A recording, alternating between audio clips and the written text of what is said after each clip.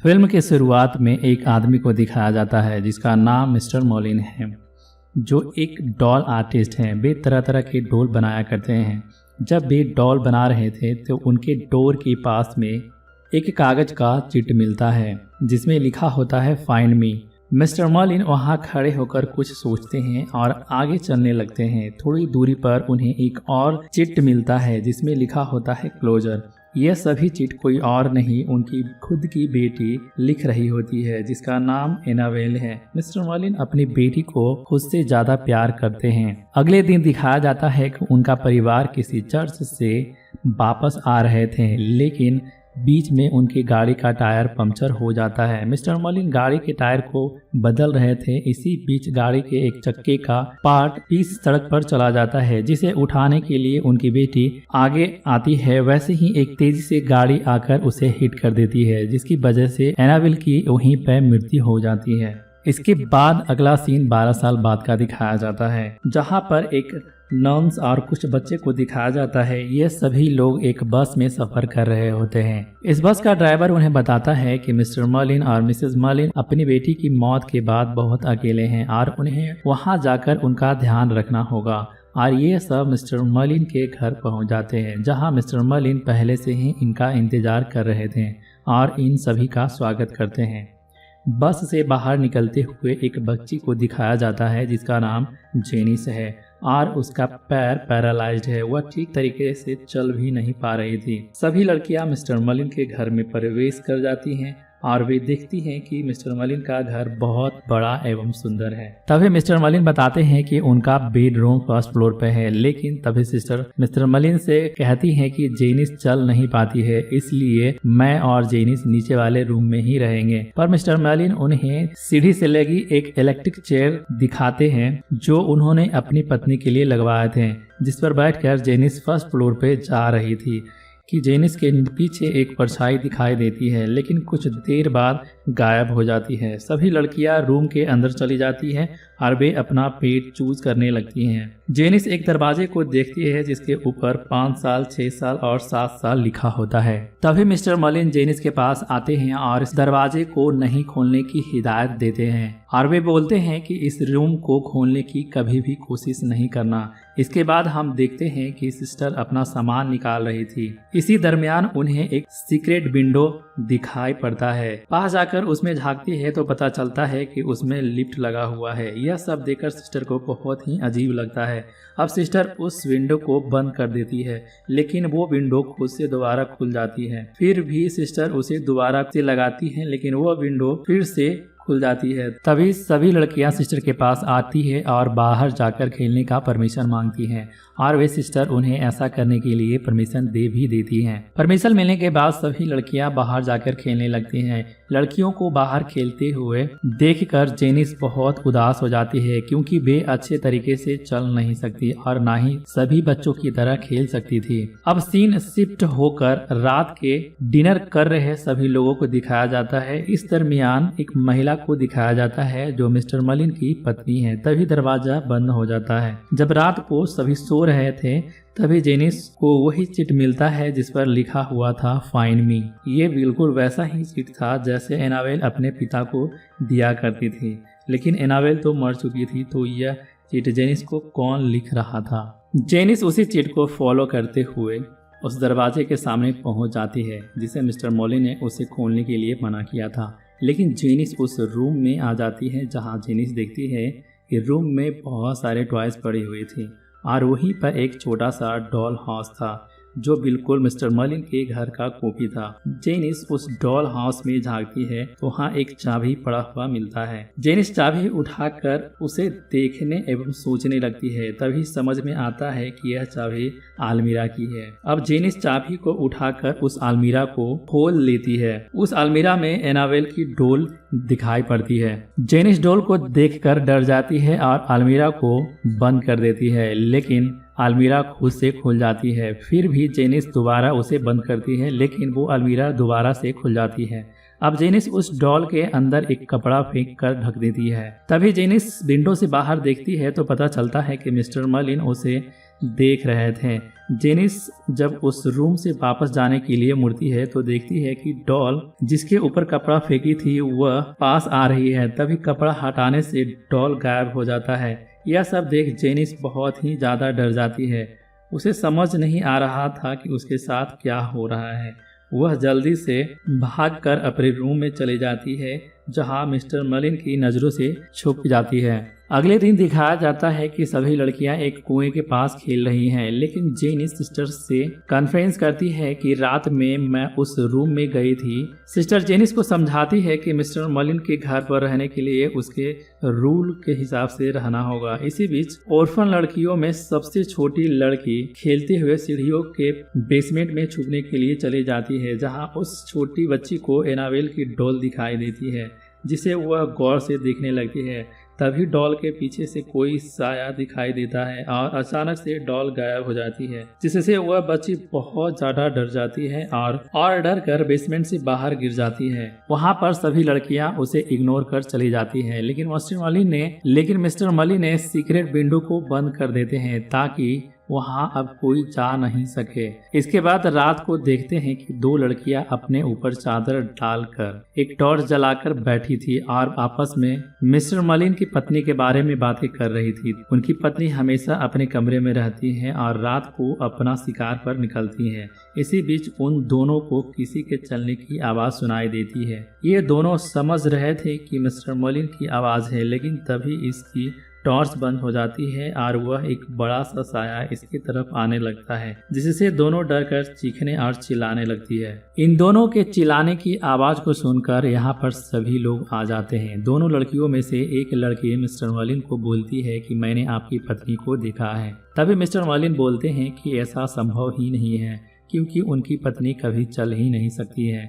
इसके बाद हम देखते हैं कि सिस्टर मिस्टर मलिन की पत्नी से मिलने उनके रूम में जाती हैं, जहां वे उनकी बेटी के डेथ का अफसोस करती हैं। जहां हम देखते हैं कि मिस्टर मलिन की पत्नी अपने ऊपर मास्क पहनकर रहती है। इसी बीच हमें दिखाया जाता है कि जेनिस उनकी सारे बातें छुपकर सुन रही थी। वहीं पर जेनिस को मिस्टर मलिन की बेटी एनाबेल और उसकी डॉल की फोटो दिखाई देती है, जिसे वह उठाकर अपने साथ रूम में लेकर चली जाती है। जेनिस उसी रात फिर से उसी रूम में जाती है, लेकिन आज उसके साथ एक छोटी बच्ची भी साथ में जाती है। वह छोटी बच्ची एनाबेल के डॉल पर टॉय से हिट करती है, जिससे वह डॉल घूरकर देखने लगती है। यह सब देख वह छोटी बच्ची डरकर वहां से चली जाती है, लेकिन जेनिस उसी रूम में रहती है। अगले पल जेनिस को एनाबेल की सोल नजर आती है।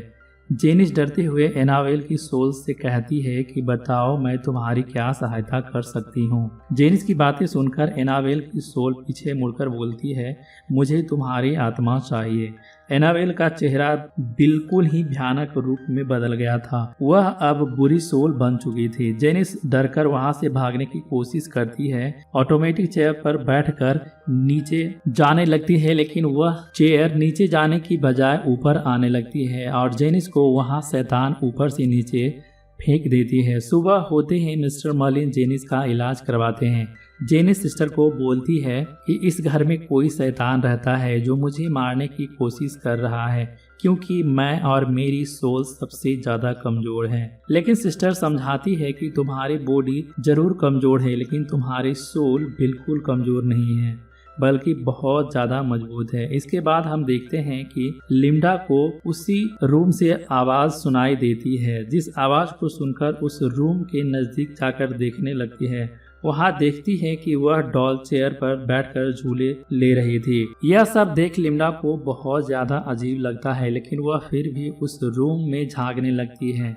क्या वाकई में इस रूम में कोई सोल है? लिंडा अपने टॉय गन के बॉल से एक रस्सी बांधकर उस रूम के अंदर फेंकती है, लेकिन तभी वह सोल उसके टॉय गन छीन लेती है। यह सब देख लिंडा और भागकर अपने बेडरूम पर जाकर छुप जाती है, लेकिन वह शैतान उसका पीछा करते हुए इसके रूम में आ जाती है और अपने डोल लेकर चला जाता है। अगले सुबह सिस्टर जेनिस को चेयर व्हील पर बैठाकर घूमने जाती हैं, लेकिन तभी सिस्टर अचानक से शैतान में बदल जाती हैं और जेनिस को ले जाकर एक स्टोर रूम में धकेलकर दरवाजा बंद कर देती है, जहां पर जेनिस को एनाबेल नजर आती है।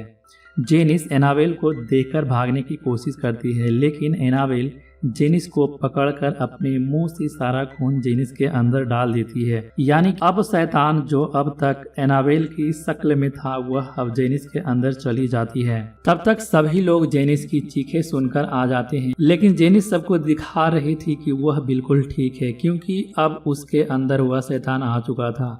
अगले दिन मिस्टर मर्लिन लिंडा के पास आते हैं। लिंडा मिस्टर मर्लिन को सब कुछ सच सच बता देती है। आपके मना करने के बाद भी जेनिस आपके बेटी के रूम में गई और उसने वहां से एनाबेल की डोल भी लेकर आई थी। यह सब बातें सुनकर मिस्टर मर्लिन बहुत ज्यादा गुस्साते हैं और साथ में बहुत ज्यादा घबरा भी जाते हैं। मिस्टर मर्लिन जल्दी से घर के अंदर जाते हैं, जहां पर वह देखते हैं कि वह डॉल चेयर पर बैठी थी। वही टेबल पर उन्हें एक चिट मिलता है जिसमें लिखा था फाउंड यू, यानी कि मैंने आपको ढूंढ लिया है।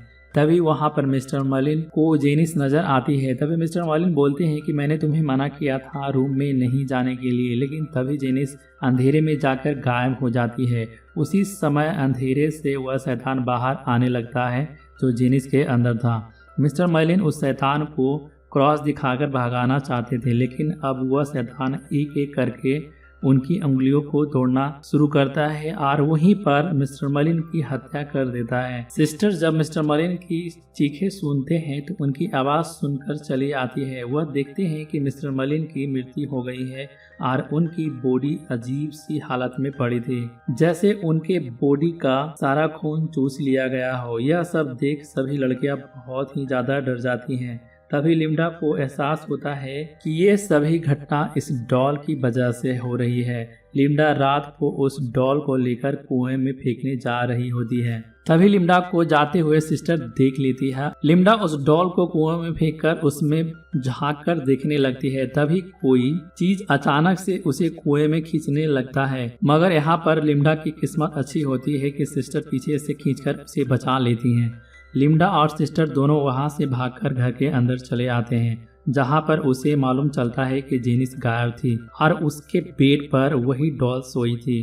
सिस्टर को कुछ भी समझ नहीं आ रहा था कि इस घर में। तभी सिस्टर मिसेस मॉलिन्स के पास जाती है, उनसे पूछती हैं कि इस घर में क्या चल रहा है, क्या इस घर में कोई ब्लैक पावर है जो सबको मार रही है। सिस्टर की बातें सुनकर मिसेस मॉलिन पूरी सच्चाई बताने लगती हैं। वे बताती हैं कि उनकी बेटी की मौत के बाद वे एकदम से अकेले एवं उदास रहने लगे थे, इसलिए हमने फैसला किया कि वह अपनी बेटी को वापस लाएंगे। इसके लिए उन्हें कुछ भी करना पड़े। हमने गलत पावर का यूज किया अपनी बेटी को वापस लाने के लिए और हम अपनी बेटी को वापस लाने में सफल भी रहे। इससे हम दोनों बहुत ज्यादा खुश थे, लेकिन तभी हमें पता चला कि वह हमारी बेटी एनाबेल नहीं है, बल्कि कोई शैतान है जिसने हमारी बेटी की सोल को कैद कर लिया है। वो शैतान हमारी बेटी की शक्ल में इस दुनिया में आना चाहता था। जब हमने उस शैतान को क्रॉस दिखाकर वापस भेजने की कोशिश की तो उसने मुड़कर अटैक कर दिया और उसने मेरी एक आंख निकाल ली।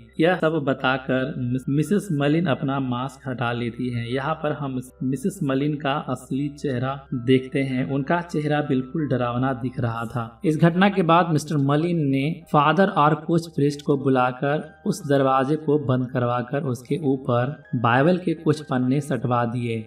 आज 12 वर्ष बाद उन्होंने फैसला किया था कि उनकी बेटी की याद को भुलाकर दूसरी बच्चियों की मदद करेंगे। मिस्टर मॉलिन ने यहाँ सभी बच्चियों को उनके अच्छे के लिए बुलाया था। वे नहीं जानते थे कि जेनिस उस डोर को ओपन कर देगी और वो शैतान दोबारा से जाग जाएगा।